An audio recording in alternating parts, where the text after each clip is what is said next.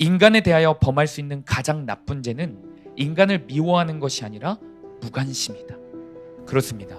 내 인생, 내 자녀, 내 가족, 내 위치 말고는 사실 전혀 관심 갖지 않는 이 시대입니다. 그러나 우리 그리스도인들은 시대를 역행하고 시대의 흐름에 대항하여 하나님의 기준으로 살아야 하는 책임이 있는 자들입니다. 세상이 개인주의로 변하고 있다고 우리 그리스도인들도 개인주의가 돼서는 안 됩니다. 세상의 모든 공동체가 개인주의로 변하고 있다고 해서 우리 교회가 개인주의가 되어서는 안 됩니다. 내 주변 사람들 한 명이라도 더 챙기고 한 명이라도 더 헤아릴 줄 알아야 합니다. 교회 공동체원들 한 사람 한 사람들의 문제를 내 문제로, 내 일로 여기며 도와주어야 합니다. 그리고 그것이 반드시 기도응답의 통로가 됩니다. 여러분이 한번 생각해 보십시오. 하나님께서 이웃을 헤아리는 자의 마음을 더 많이 헤아려 주시겠습니까? 이웃에게 전혀 관심도 없고 나만을 위해서 살아가는 자의 마음을 더 헤아려 주시겠습니까? 예수님께서 누가복음을 통해 분명히 말씀하십니다.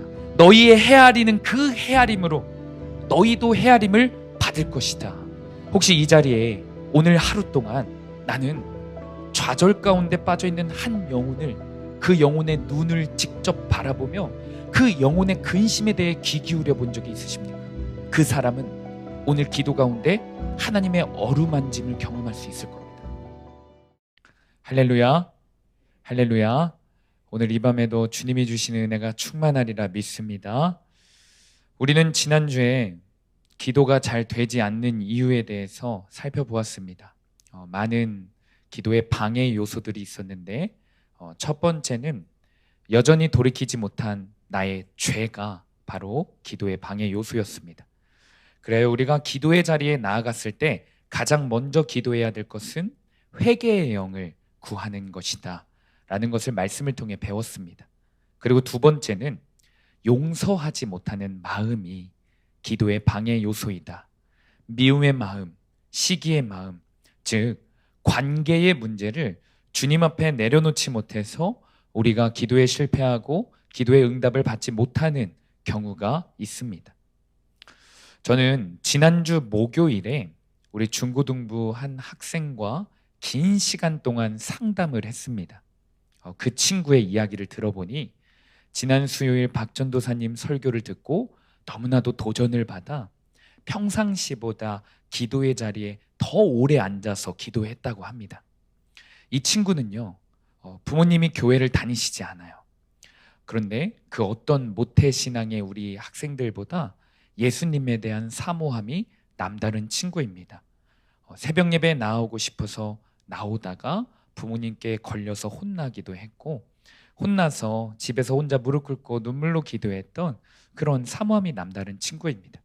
그런데 그 친구가 지난주 말씀을 통해서 아직도 여전히 내 죄를 깨닫지 못하는 부분이 많음을 느꼈고, 전도사님께서 기도를 통해 누렸던 그 하나님의 은혜를, 회개의 영을 자신도 경험하고 싶었다고 합니다. 그리고 말씀대로 순종하여 내가 몰랐던 죄들도 다 깨닫는 은혜를 구하고 싶어 회개의 영을 달라고 간절히 기도했습니다. 평상시보다 훨씬 더 오래 기도했고 더욱 소리내어서 기도했습니다. 말씀을 의지하여 회개의 영을 부어달라고 기도하였습니다. 그러나 아쉽게도 특별한 깨달음은 없었다고 합니다. 그리고는 예수님께 왜 나에게는 박 전도사님에게 주신 그 회개의 영을 주시지 않냐며, 그 기도의 은혜와 기도의 영성을 허락하지 않냐며 원망하며 패배감에 빠졌었다라고 상담하며 고백했습니다. 그 친구의 고백을 듣고 고민하다가 제가 이런 답변을 주었어요. 우리는 때로 설교자의 간증을 들으면서 그 간증한 사람이 느꼈던 당시 갈급함의 정도와 하나님을 향한 사랑의 깊이를 깨닫지 못하고 깊이 생각하지 못하고 모양만 흉내내보려 할 때가 많다. 그 사람이 기도 응답의 역사와 기도의 영성을 갖추기까지 사실 설교 시간에 표현을 안 했을 뿐이지 얼마나 많은 시간 동안 주님 앞에서 씨름했고 드렸는지 모를 거다. 그걸 모르고 기도할 때가 많다. 물론 말씀을 듣고 그렇게 기도의 자리에 평상시보다 더 오랫동안 씨름한 거 너무 잘했다. 순종의 첫 걸음이다. 그러나 첫 술로 배부를 순 없다. 계속해서 훈련해 나가야 하고 한 번 했다고 안 된다고 포기하는 것은 너무나 어리석은 일이다 라고 나눴습니다. 우리는 계속해서 그리스도인에게 주어진 가장 큰 특권이자 가장 큰 능력인 기도에 대해서 수요 예배 가운데 말씀을 나누고 있습니다. 수요 예배 가운데 선포된 말씀을 들은 우리 성도님들께서는 다시 한번 기도의 줄을 붙잡기 위해, 다시 한번 과거에 뜨거웠던 그 기도의 첫사랑과 경험을 되살리기 위해 분명 평상시보다 더 노력하셨을 것이라고 믿습니다. 그러나 결단하고 기도하셨음에도 여전히 사실 뜨뜻미지근하고 큰 변화 없이, 큰 응답 없는 분들 역시 계실 겁니다. 그런데 사랑하는 여러분, 이런 결과는 어쩌면 당연한 결과일 수 있습니다. 그만큼 오랫동안 영적으로 잠들어 있었고, 오랫동안 하나님을 위하여가 아니라 나의 정욕만을 위해서 신앙생활 해왔고, 냉정하게 일주일에 한두 번의 예배 시간에만 조금씩 기도해온 내가 어떻게 한 번에 성령님과 깊게 친밀하게 교통할 수 있겠습니까? 기도의 역사와 응답을 폭포수같이 경험해 볼 수 있겠습니까? 저는 이 학생과 상담하면서 그냥 평상시보다 조금 더 오래 기도했다고 넘어갈 수 있었을 텐데, 만족할 수 있었을 텐데, 자기 자신의 상태와 수준을 정직하게 볼 줄 아는 점에 대해서 참 은혜가 되었어요. 분명 이 친구는 계속해서 갈급함을 갖고 기도할 때, 이렇게 순수하게 기도할 때 지금보다 성령의 갑절의 역사가 있으리라 확신했습니다. 여러분, 기도의 응답은, 기도의 역사는 경험하면 좋고 안 하면 금하는 게 아니에요. 반복해서 강조하지만 모든 그리스도인이 누릴 수 있는 특권이자 능력입니다. 그러나 그 특권을 아무나 누리지는 못해요. 특권을 누리지도 못하고 기도의 능력을 죽는 그날까지 단 한 번도 체험해보지 못한다면 우리는 얼마나 비참한 신앙생활을 해나가는 거겠습니까? 얼마나 비참한 그리스도인으로 살아가는 거겠습니까? 사랑하는 성도님들, 간절히 바라기는 우리가 기도의 역사를 경험하기 위하여, 기도의 영을 충만히 받기 위하여 한 번 갖고는 안 되고, 그것을 깨닫고 반복적으로 지속적으로 몸부림쳐야 함을 깨닫는 은혜가 있기를 간절히 축복합니다.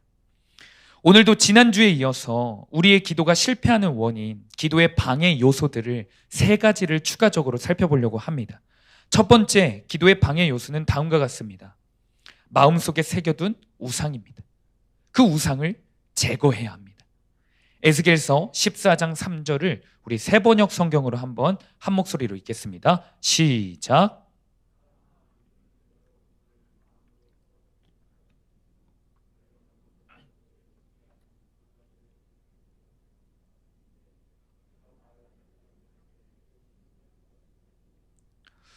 오늘 본문에 에스겔 선지자가 활동했었을 당시 이스라엘은 큰 혼란을 맞이했었습니다.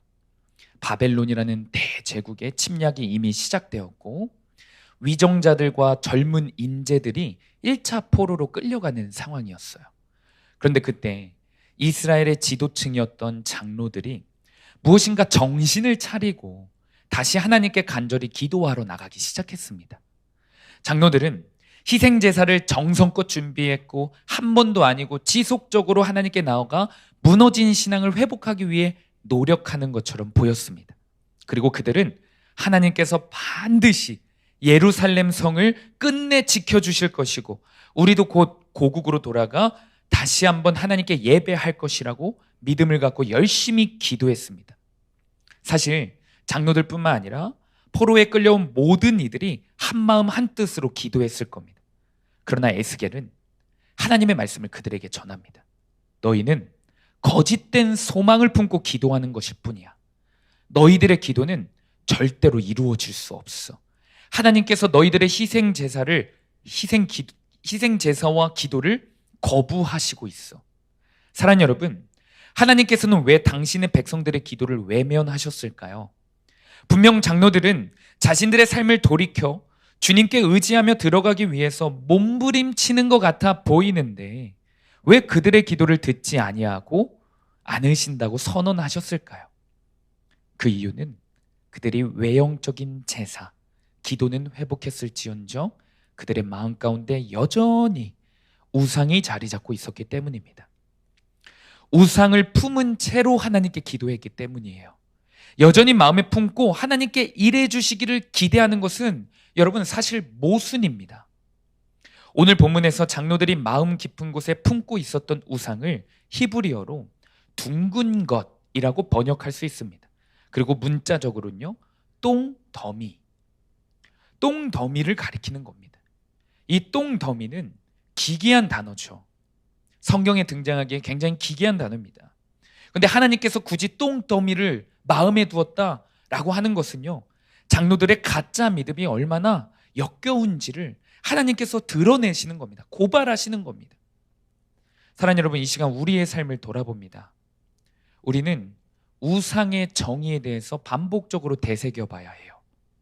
교회를 다니고 있기에, 하나님께 예배드리고 있기에, 큐티하고 있기에 내가 우상 숭배하는 죄와는 거리가 멀다라고 생각하면 오산입니다. 우상은 하나님의 자리를 차지하는 모든 것이에요. 우리의 애정, 우리의 집착이 정점을 이루는 모든 것, 그것이 바로 우상입니다.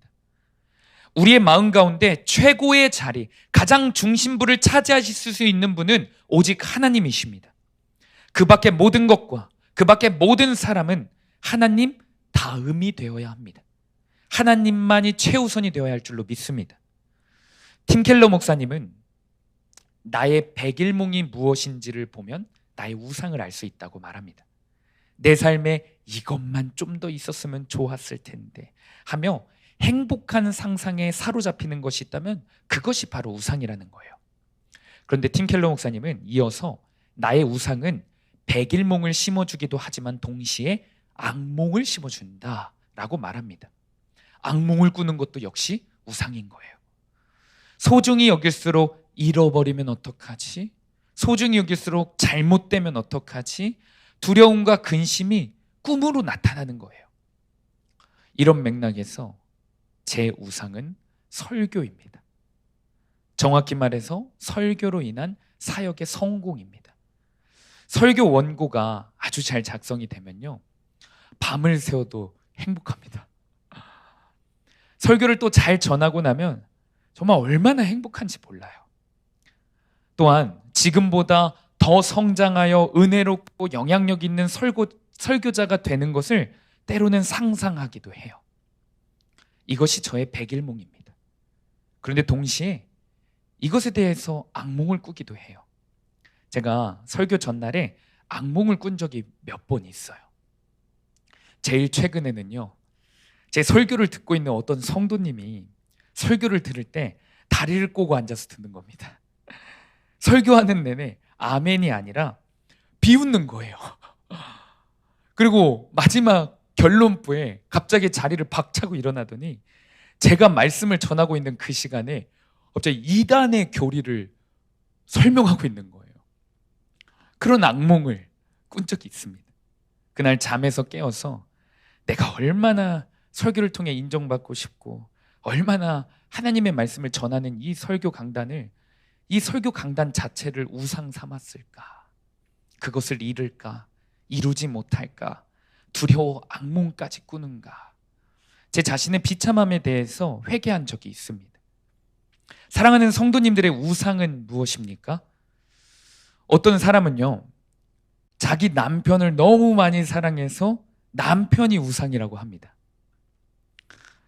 지금 우상은 무슨 우정으로 겨울 살고 있는데 하면서 그런 표정으로 바라보고 계신 성도님들이 있습니다.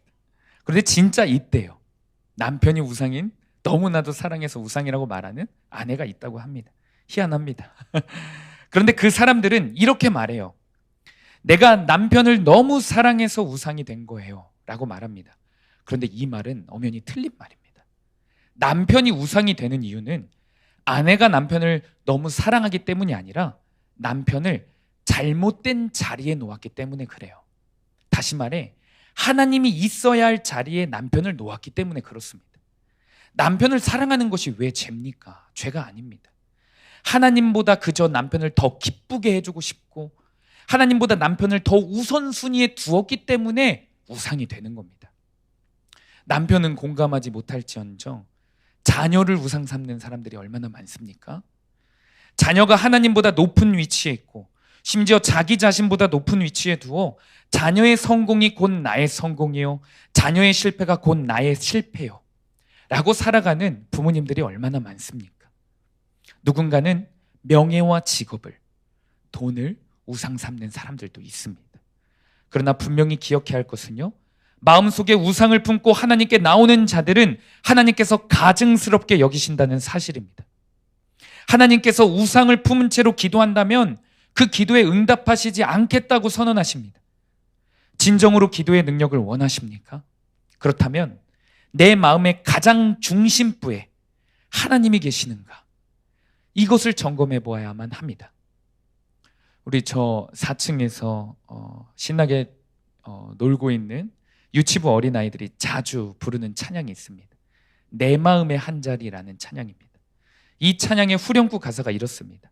내 마음의 한 자리 가장 귀한 그 자리 주오셔서 앉으소서 주님만 나의 보배 내 마음의 한 자리 가장 귀한 그 자리 주셔서 다스리소서 주님만 나의 영광. 내 마음의 귀한 자리, 내 마음의 1등석은 지금 하나님이 앉아 계십니까? 혹시 자식이 1등석이고 2등석은 자기 명예이며 3등석은 교회에서의 인정이고 하나님은 결국 앉을 자리도 없어 저 구석에서 서 계시지는 않으십니까? 이런 마음의 상태로 주님께 나가 기도를 한다면 백전백패입니다. 주님이 일해 주시기를 기도한다면 그것은요, 하나님을 모욕하는 거예요. 내가 기도를 하여도 주님의 충만한 응답을 받지 못하고 성령의 뜨거운 은혜를 경험하지 못하고 기도의 응답 역사가 희미해져 가고 있다면 반드시 내 마음속의 우상을 버려야만 합니다. 간절히 소망하기는 오늘 이 밤에 우리의 의상들이 성령의 불로 태워지기를, 그리고 우리 마음 가운데 가장 귀한 그 자리를 우리 왕 대신 예수님께 내어드리는 역사가 있기를 간절히 축복합니다. 두 번째는 다음과 같습니다. 인색한 마음이에요. 사랑하는 여러분, 인색한 마음을 버려야 합니다. 잠언 21장 13절에 이런 말씀이 있습니다. 귀를 막고 가난한 자가 부르짖는 소리를 듣지 아니하면 자기가 부르짖을 때에도 들을 자가 없으리라. 기도의 특별한 은사와 기도를 통해 하나님과 늘 친밀함을 유지했던 토레이 목사님이 있습니다. 그 토레이 목사님은 사람들이 가장 기도 응답의 역사에서 간과하는 부분이 인색함이라고 꾸짖습니다. 기도 응답에 있어서 가장 큰 방해 요소는 가난한 자들을 위해, 더 나아가 하나님의 일을 위해 나의 것을 드리기 싫어하는 그 인색한 마음이라는 거예요. 기억해야 합니다. 다른 사람들에게, 그리고 더 나아가 영적 공동체에게 자신을 내어드릴 수 있는 것, 자신의 삶, 자신의 물질, 자신의 시간, 자신의 집을 내어드릴 수 있는 자야말로 진정한 믿음의 소유자입니다. 하나님을 사랑하는 사람이면 자연스럽게 나오는 증거는 당연히 이웃을 향한 수평적인 사랑인 거예요. 예수님께서도 누가복음을 통해 이웃을 향해 넓은 마음과 사랑을 전하는 자에게 내가 넘치도록 채워줄 거야 라고 약속하셨습니다. 누가복음 6장 38절입니다. 우리 한 목소리로 읽겠습니다. 시작.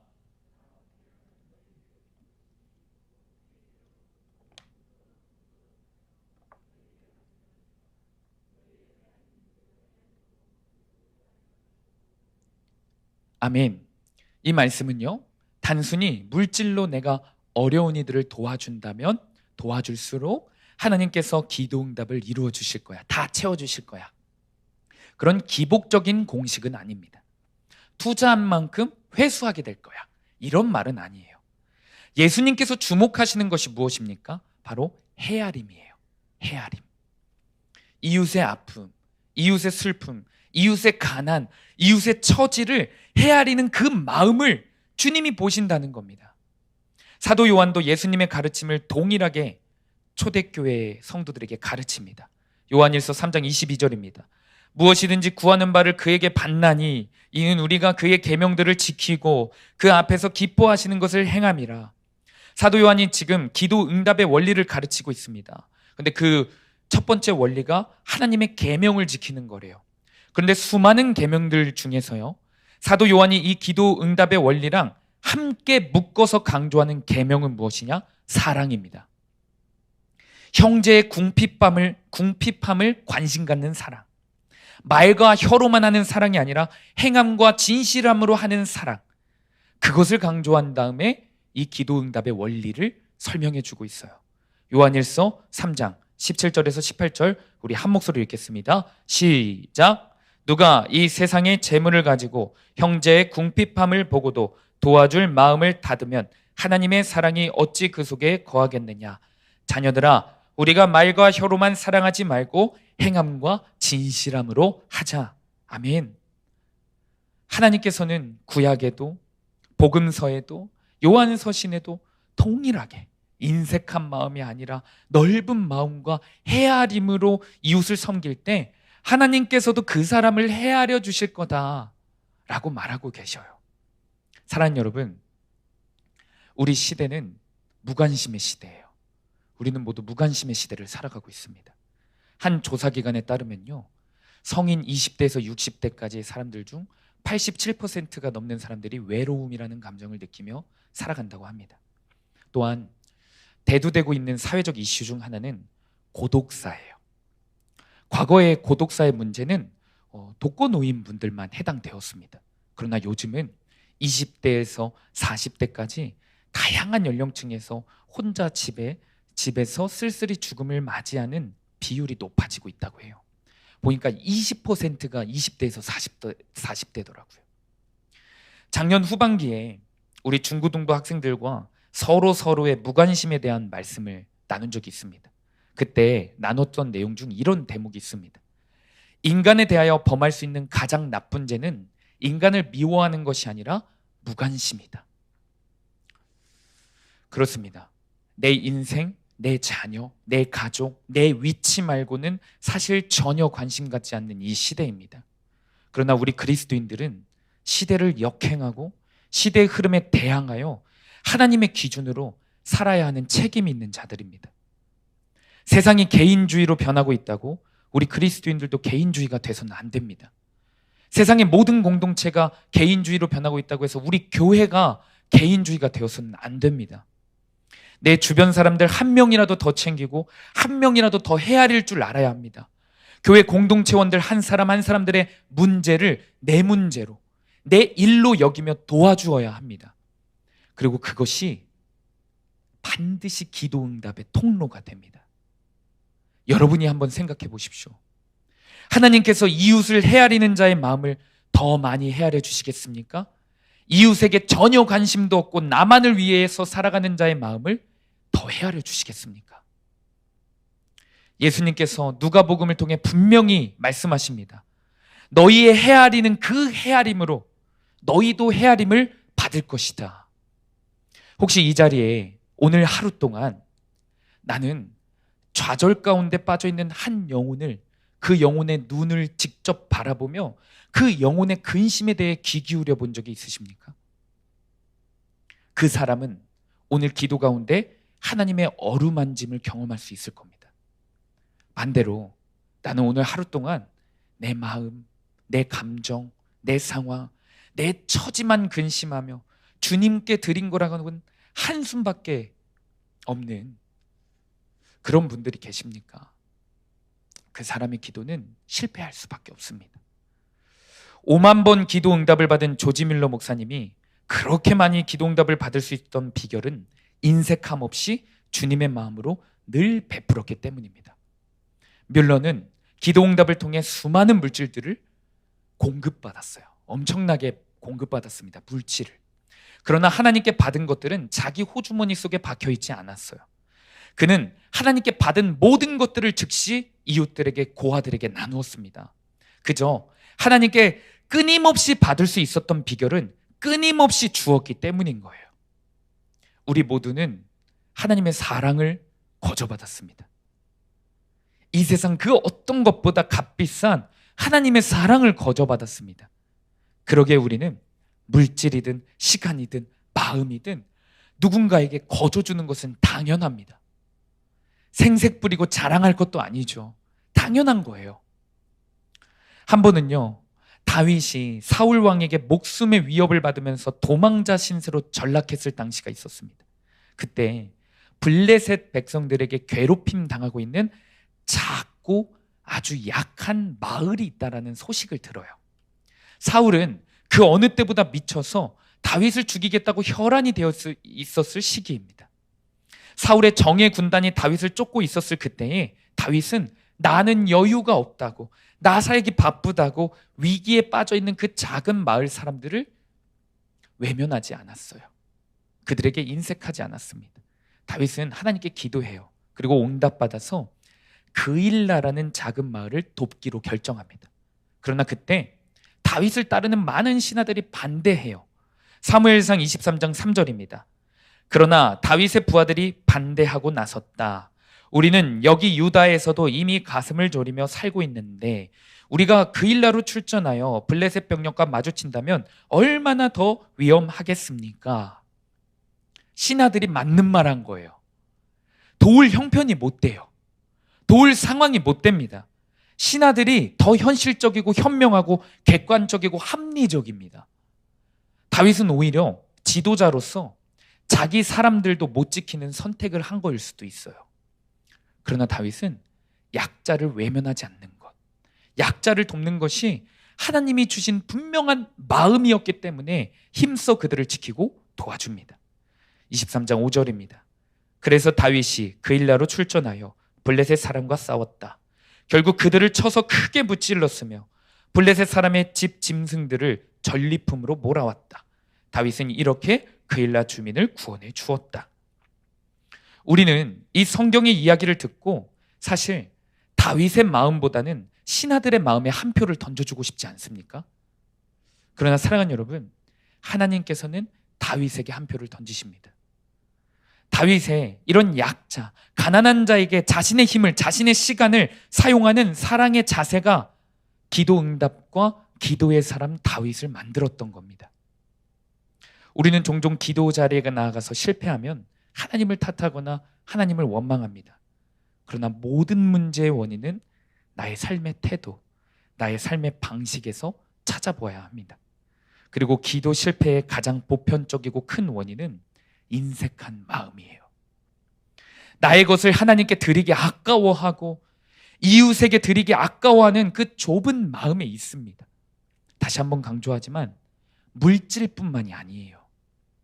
나의 시간, 나의 마음, 나의 몸을 이웃을 위해 희생하기 싫어하고 하나님을 위해 드리기 싫어하는 그 모습이 기도 응답을 막는 겁니다. 간절히 바라기는 오늘 말씀을 통해 떠오르는 이 시간 살아계셔서 역사하시는 성령님이 여러분들의 마음 가운데 조명시켜 주시는 내 삶의 인색한 부분들이 있을 겁니다. 그 인색함 때문에 기도가 막히고 기도가 막히는 것을 넘어 인격적이신 하나님께서 섭섭해하고 계시다는 사실을 깨달아야 합니다. 그 은혜가 있기를 간절히 축복합니다. 마지막으로 살펴본 기도의 방해 요소는 다음과 같습니다. 바로 불신앙입니다. 의심이에요. 야고보서 1장 5절에서 7절입니다. 여러분 가운데 누구든지 지혜가 부족하거든 모든 사람에게 아낌없이 주시고 나무라지 않으시는 하나님께 구하십시오. 그리하면 받을 것입니다. 조금도 의심하지 말고 믿고 구해야 합니다. 의심하는 사람은 마치 바람에 밀려서 출렁이는 바닷물결과 같습니다. 그런 사람은 주님께로부터 아무것도 받을 생각을 하지 마십시오. 성경 곳곳에서는 믿음과 의심이 같이 사용됩니다. 우리가 함께 읽은 본문 6절에 보니 의심하지 말고 믿고 구해라. 대조적으로 사용됩니다. 그렇습니다. 믿음의 반대말은 의심이에요. 마지막 우리가 살펴볼 기도의 방해 요소가 바로 이 의심인데 어쩌면 기도 응답의 원리, 기도를 방해받지 아니하고 성공적으로 잘할 수 있는 비결은 특별한 게 아니라 믿음에 달려있는 겁니다. 믿음. 그런데 오늘 야고보서가 강조한 믿음은요, 좀 특별한 믿음이에요. 너가 구하는 것이 반드시 이루어질 거야 라는 믿음이 아니라 너가 소망하고 갈망하는 그 기도 제목이 무조건 이루어진다고 믿어. 그러면 다 이루어 주실 거야 라고 말하는 게 아니에요. 오늘 야고보서가 강조한 믿음은 하나님은 100% 선하신 분, 하나님은 100% 옳으신 분이라는 믿음입니다. 야고보서 1장 17절에서 18절입니다. 우리 한 목소리로 읽겠습니다. 온갖 좋은 은사와 온전한 선물이 다 위로부터 빛들의 아버지께로부터 내려오나니 그는 변함도 없으시고 회전하는 그림자도 없으시니라. 그가 그 피조물 중에 우리로 한 첫 열매가 되게 하시려고 자기의 뜻을 따라 진리의 말씀으로 우리를 낳으셨느니라. 아멘. 야고보서 1장의 문맥을 쭉 살펴보면요, 기도 제목을 믿어라, 너가 구하는 것이 다 이루어진다고 믿어라, 이 터무니없는 원리가 성립될 수가 없어요. 당시 극심한 환난 가운데서 시험에 빠진 초대교회 성도들에게 환경의 고난 가운데서 빠져나올 지혜가 없어서 낭망해 있는 성도들에게 하나님의 선하신 뜻은 여전히 신실하다. 하나님은 단 한 번도 변함없이 너희를 인도하고 있다라고 선언하는 겁니다. 따라서 6절에 의심하지 말고 믿어라는 어떤 환경 가운데서도, 그게 설령 극심한 고난인 환경일지라도 우리를 향하신 하나님의 뜻, 우리를 향하신 선하신 뜻이 분명히 있다라는 그 사실을 믿으라는 겁니다. 사랑하는 여러분, 우리가 보통 믿음이 흔들리고 하나님을 향한 의심과 원망이 쏟아질 때가 고난의 때이지 않습니까? 우리는 관계의 고난으로 인해 왜 이 사람이 나만 힘들게 해요? 경제의 고난으로 인해 나는 언제까지 이렇게 가난하게 살아야 합니까? 가정의 고난으로 인해 왜 우리 집은 이 모양 이 꼴입니까? 라고 말하며 고난과 환경 자체에 매몰될 때가 있어요. 그러나 그때일수록 진리의 말씀으로 우리를 낳으신 하나님의 선하심을 믿어야 합니다. 옛날에 한 전도자가 있었습니다. 그 전도자는 하나님을 너무나도 사랑해서 하나님의 말씀에 따라 전도 여행을 나섰지만 계속된 실패만 맛봤어요. 계속된 낙심적인 환경만 펼쳐졌습니다. 그래서 마음에 크나큰 실망이 생겼대요. 사람들로부터 치였고, 심지어 더 낙심적인 것은 같은 그리스도인들로부터 핍박을 받았대요. 외로움에 빠진 거죠. 그는 하나님께서 이미 자신을 저버렸다고 느꼈습니다. 사명이 없다고 느꼈어요. 결국 전도 여행을 포기하고 집으로 돌아갑니다. 그러던 중 밤이 되어 한 동굴 안에 들어갔습니다. 그리고 그곳에서 잠이 들기 전 자신의 현재 괴로운 심정과 처지를 하나님께 원망하는 마음으로 다 쏟아냈다고 합니다. 시간이 지났습니다. 그의 눈은 계속된 어두움 속에 있으면 어둠이 익숙해다 보니까 그 형체들이 보이지 않습니까? 안 보였던 형체들이. 어둠에 익숙해져서 사물의 형체들을 알아볼 수 있게 되었는데, 그때서야 바로 옆에 사납게 생긴 늑대와 그의 새끼가 함께 누워있는 것을 발견하게 됩니다. 그런데 늑대는 그 전도자를 잡아 삼키려고 하지 않을 뿐만 아니라 오히려 전도자를 지켜주는 듯한 모습으로 있었습니다.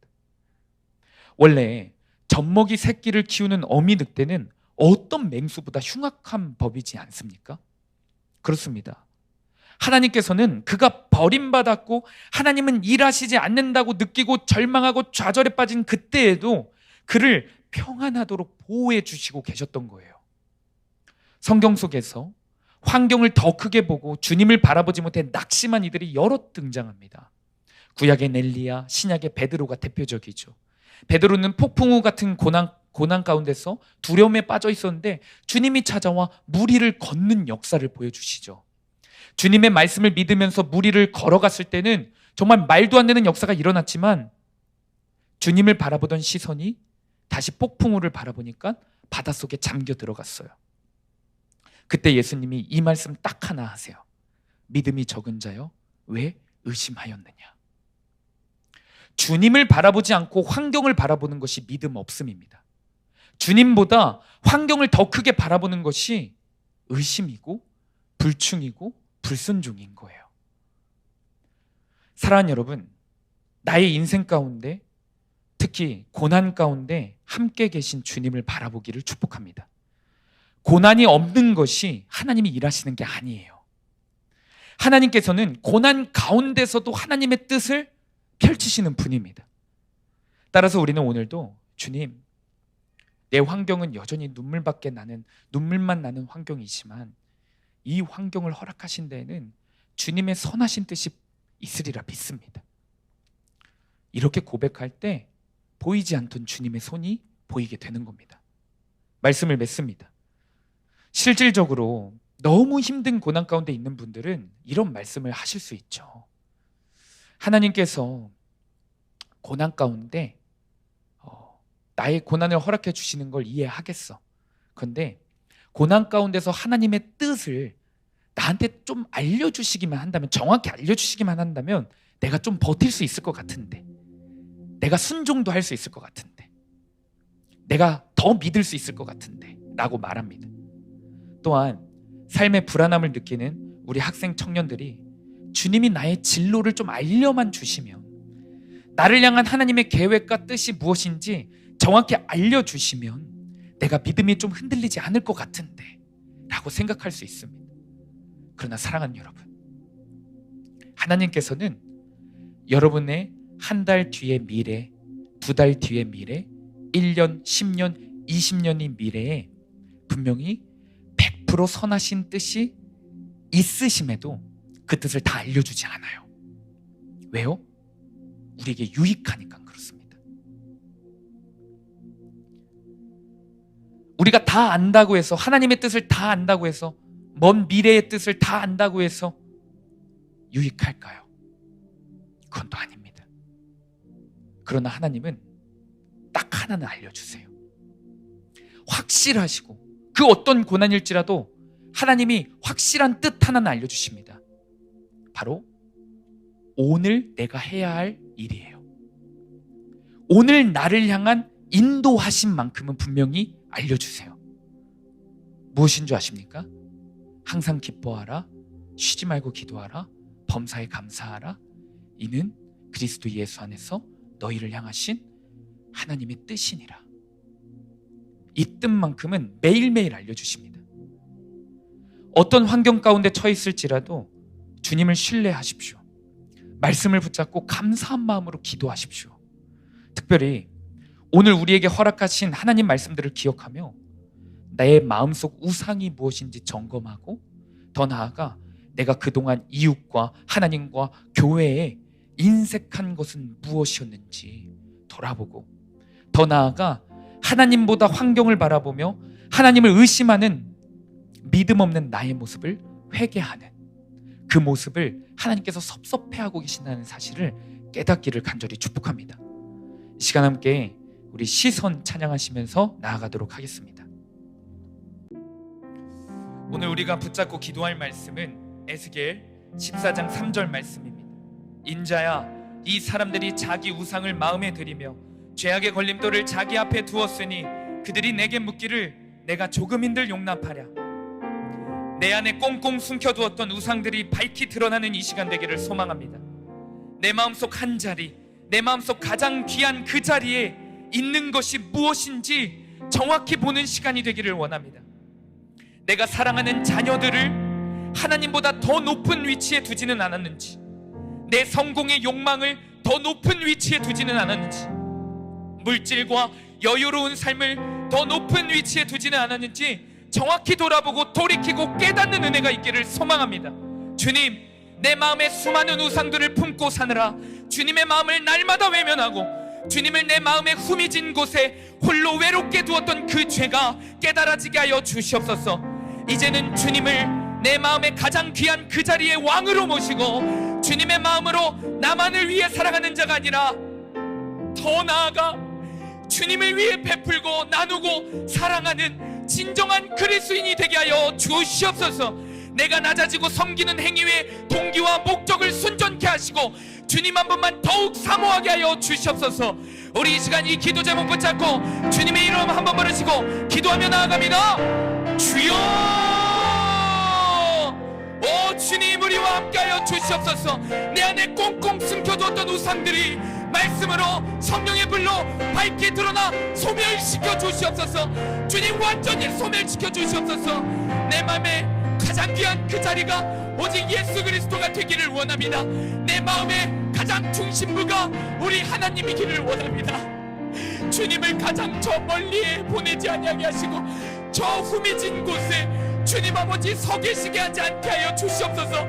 가장 소중하고 가장 편안하고 가장 귀한 그 자리에 오직 예수 그리스도 한 분만을 나의 주인으로 나의 왕으로 우리 성령님의 마음을 통치하여 하나님 아버지 내 마음의 모든 것들이 주님께 의해 통제되어지고 해석되어지는 은혜가 있게 하여 주시옵소서.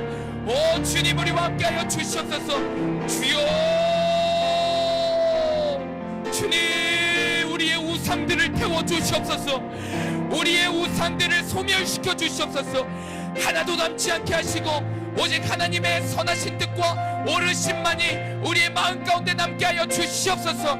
성령님 역사하시옵소서. 성령님 이 시간에 주인 되어 주시옵소서. 성령님 이 시간에 통제하여 주시옵소서. 주님의 나라가 임하게 하시고 주님 우리의 시선이 오직 성령님께로 향하기를 원합니다. 내 작은 마음, 내 작은 삶, 내 작은 감정, 내 작은 처지가 아니라 오직 왕 대신 모든 것을 창조하시고 모든 것을 소멸시키실 수 있는 분, 모든 것의 심판의 주인이신 그 성령님께로 우리의 시선이 향하기를 원합니다. 주님 우리 사랑하는 성도님들과 우리 사랑하는 다음 세대의 시선을 주님께로 고정되어지는 은혜가 이 밤에 있게 하여 주시옵소서. 오 주님 인도하여 주시옵소서. 주님 내 마음에 수많은 우상들이 있습니다. 주님 마음을 날마다 외면했습니다. 주님을 내 마음에 후미진 곳에 홀로 외롭게 두었습니다. 그 죄가 더욱더 명확하게 더욱더 적나라하게 깨달아지게 하시옵소서. 오 주여 주여 주여 주여 주여 주여 주여 주여 오 주님 인도하시옵소서. 오 주님 우리의 우상들을 태워 주시옵소서. 주님만을 사모하길 원합니다. 주님만이 주인 되어 주시옵소서. 오 아버지 오 주님 역사하시옵소서. 오 주님 역사하시옵소서. 오 주님 역사하시옵소서.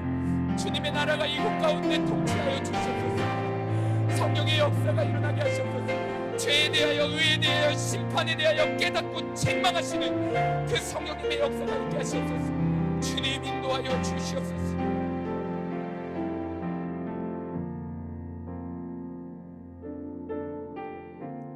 우리 시간 한 번 더 기도할 때 은혜의 보좌 강단 앞으로 초청합니다. 특별한 결단과 특별한 몸부림 위에 하나님의 도우심이 하나님의 헤아림이 더 크리라 믿습니다. 삶 가운데서 무사람들에게 말 못할 기도 제목이 있으시다면 기도 카드를 구체적으로 작성하셔서 이 강단 앞에 나와 기도하실 때 담임 목사님께서 안수기도 해주십니다. 이 시간 함께 붙잡고 기도할 말씀은 야고보서 1장 6절 말씀입니다. 오직 믿음으로 구하고 조금도 의심하지 말라. 의심하는 자는 마치 바람에 밀려 요동하는 바닷물결 같으니. 주님은 100% 오르십니다. 주님은 언제나 선하십니다. 주님이 인도하시는 내 삶은 고난일지라도 불길일지라도 고독의 연속일지라도 그곳에서 나와 함께 하시는 주님이 계시기 때문에 충분합니다. 환경 가운데 시선을 빼앗기지 않게 하여 주시옵소서. 특별히 무사람들의 환경을 부러워하거나 시샘하거나 질투하지 않게 하시옵소서. 주님으로 충분한, 주님을 만족하고 주님이면 못할 것이 없는 그런 존재로, 거듭난 존재로 주님 우리를 새롭게 하여 주시옵소서. 특별히 이 시간 우리 다음 세대를 위해 기도합니다.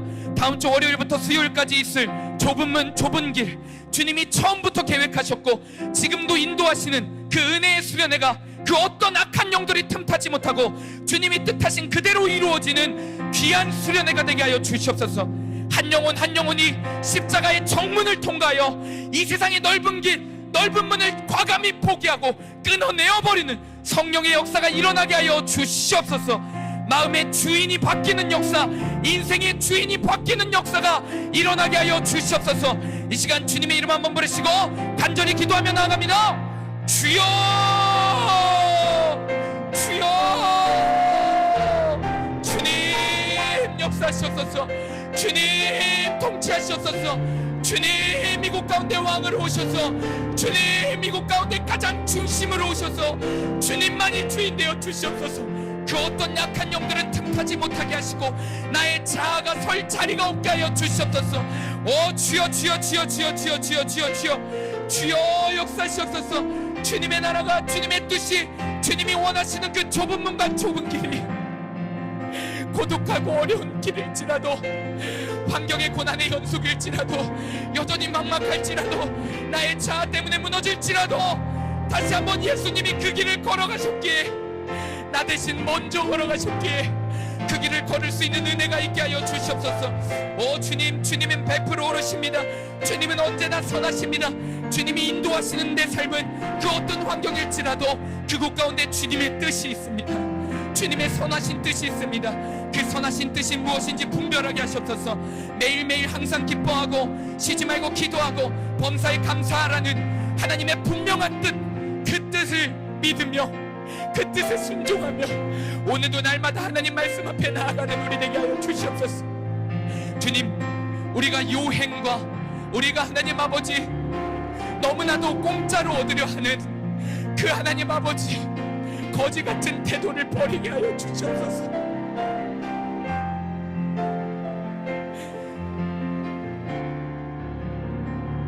주님, 우리가 철저히 기도하길 원합니다. 주님, 우리가 성령님의 역사 앞에 철저히 무릎 꿇길 원합니다.